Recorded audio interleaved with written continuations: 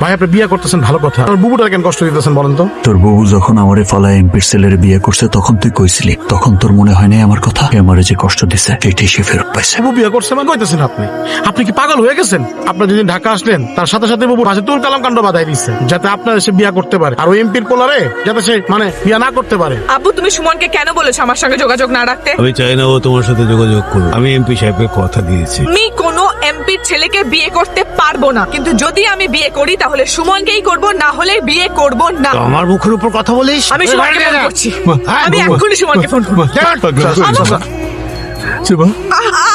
তারা আমরা ডাক্তার কাছে নিয়ে যাই, ডাক্তার বললো তারা তাড়াতাড়ি ঢাকা নিতে।